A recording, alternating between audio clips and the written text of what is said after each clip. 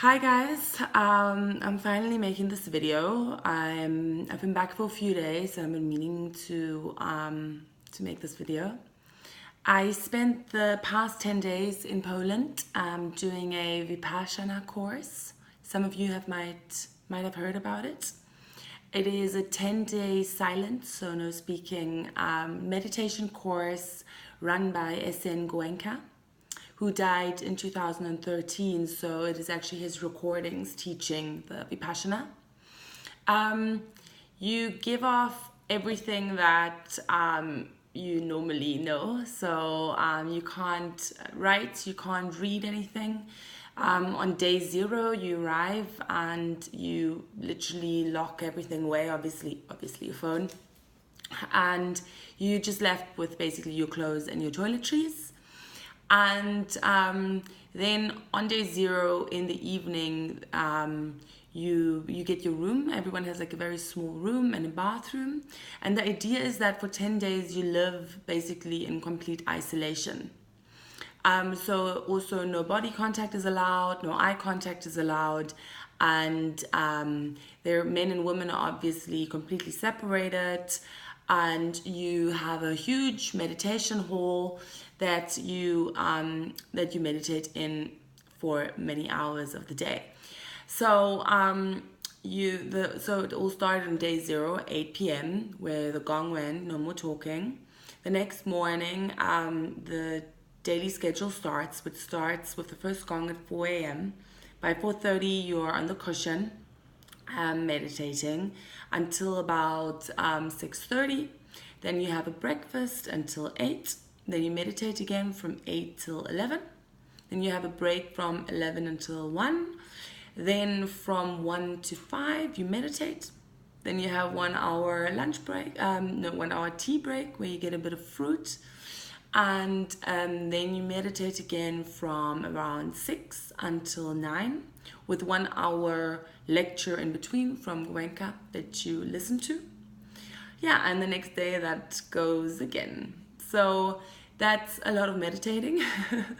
That's a lot of meditating. I've been somebody that I've been meditating for a while, but always this 20 minutes, morning meditation, none of this like 11-hour days.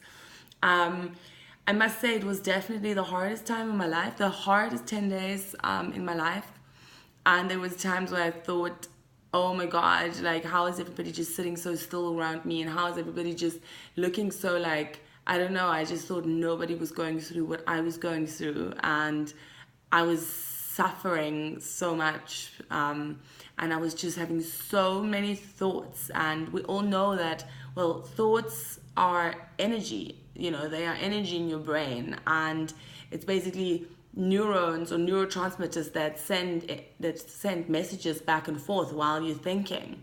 And if the stimulus is strong enough, it sends a neuropeptide to the glands in your body, which then again send out hormones, which are responsible for the way that we feel. So if you feel like shit, it's going to be taken up again by your brain, and then you go in this then you go in this thing of feeling bad, and because but the trick is to not identify with those thoughts, because this is one of the greatest things that I learned during these 10 days, is that I'm not my thoughts, and I'm also not my feelings. Like, I have thoughts and I have feelings, but they come and then they also go again. And if you don't identify with them, and if you actually learn to observe them, that's also what Vipassana means. Vipassana means to observe. And it is actually, just a quick side note, Vipassana is also the form of meditation that Buddha used to become enlightened. And what he did was he simply observed everything that he was thinking, that he was feeling. He was observing his body, because we are constantly, everything is a constant reaction. Our body is made completely out of cells, which contain atoms. So they're constantly reacting. So if you take your hand and you like close your eyes and like focus on your hand, you will feel something. If it sometimes gets warm, or it it cribbles a bit, or it gets numb, or there's some form of feeling that you will get by having your focus on that. And that was like a huge eye opener to actually be able to focus your mind on certain things in order to have a reaction there. And that's why it's also really important that us as people, as humans, actually start watching what we think, and actually start observing what we think, and really make a decision whether we want to identify with those thoughts or not. Because what we think is not always the truth. These things come and they go. It's like clouds in the sky. And you can actually make the decision what kind of thoughts you are having, and if you want to have those kind of thoughts, and if those thoughts serve you or if they don't, you know? So that's exactly why I'm doing the video, because I would want you to all experience it. Because the thing is that another thing that I've noticed is, or realized, is that I love this topic, personal growth and spirituality, and I've been really reading and listening and really taking my time, my free time, always to kind of study these subjects. But you don't really understand it until you feel it, until you literally do something like this, like Vipassana. Because you can read books and you go, yep, yep, yep, yep, yep, and you can listen to a TED talk and you go, yep, yep, yep, but you don't really feel it. And then you can't really, you can be like, yeah, we're an infinitive universe inside, and the universe, and what, what we think we manifest, or,